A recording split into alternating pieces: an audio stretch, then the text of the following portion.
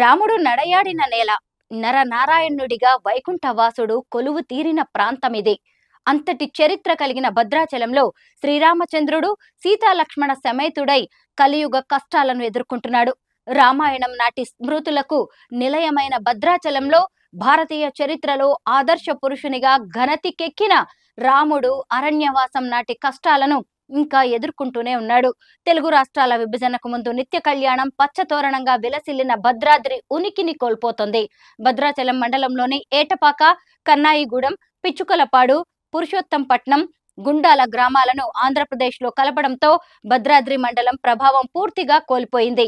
భద్రాద్రి రామయ్యకు సంబంధించిన ఆస్తులన్నీ విలీన గ్రామాల రూపంలో ఆంధ్రాలో కలిసిపోగా భద్రాచలం పట్టణం మాత్రమే మిగిలింది. టెంపుల్ సిటీగా అభివృద్ధి పరిచి తీర్చిదిద్దుతామన్న గత పాలకులు హామీలను విస్మరించడంతో భద్రాచలంలో బతుకు లీనడమే కష్టంగా మారిందని ఇక్కడి వ్యాపారస్తులు సైతం వాపోతున్నారు. భద్రాచల శ్రీ సీతారామచంద్రస్వామి ఆలయ అభివృద్ధికి ఉభయ తెలుగు రాష్ట్రాల ముఖ్యమంత్రులు అడుగులు వేయాలని రాములూరి భక్తులు ముక్త కంఠంతో కోరుతున్నారు.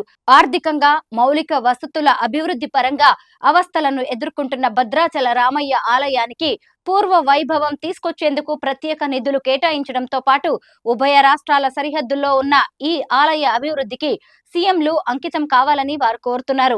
ఇక్కడ జరిగే వార్షిక సీతారాముల కళ్యాణం, ముక్కోటి ఏకాదశి ఉత్సవాలను ప్రతిష్టాత్మకంగా తీసుకుని నిర్వహించాలని వారు విన్నవిస్తున్నారు. ఆలయ ఆస్తులను పరిరక్షించేందుకు పటిష్ట చర్యలు తీసుకోవాలని కోరుతున్నారు. రామాయణం సర్క్యూట్ కోసం కృషి చేయాలి. అయోధ్య మొదలుకుని భద్రాచలం వరకు రామాయణం టూరిజం సర్క్యూట్ ను ఏర్పాటు చేసేలా తెలుగు రాష్ట్రాల ప్రభుత్వాలు ఉమ్మడిగా కృషి చేయాల్సిన ఆవశ్యకత ఎంతైనా ఉంది.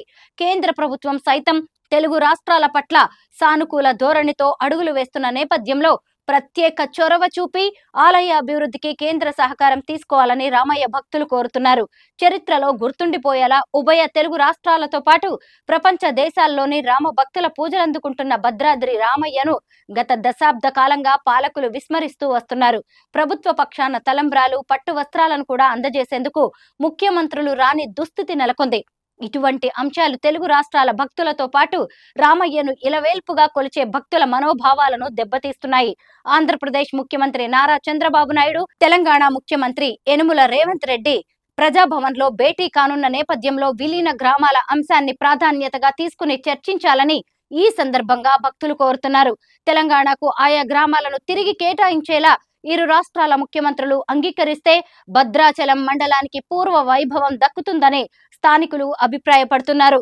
ఉమ్మడి ఖమ్మం జిల్లా పరిధిలోని చింతూరు, విఆర్పురం, కూనవరంతో పాటు కుక్కునూరు, వేలేరుపాడు మండలాలు పూర్తిగాను, బుర్గంపాడు మండలంలోని కొన్ని ప్రాంతాలు పూర్తి స్థాయిలో ఆంధ్రప్రదేశ్ లో విలీనమయ్యాయి. పోలవరం కోసం 7 మండలాలను ఆంధ్రప్రదేశ్ లో కలపడంతో వాణిజ్య వ్యాపార కేంద్రంగా విరాజిల్లిన భద్రాచలం వ్యాపారాలు అంతంత మాత్రంగా సాగుతుండటంతో నేడు అంధకారంలో కొట్టుమిట్టాడుతోంది. భద్రాచలం ఆలయాన్ని అభివృద్ధి పరచాలని, మాడ వీధుల విస్తరణ, మౌలిక వసతులను మెరుగుపరచడం వంటి అంశాలను ప్రాధాన్యత క్రమంలో పూర్తి చేయాలని భక్తులు కోరుతున్నారు.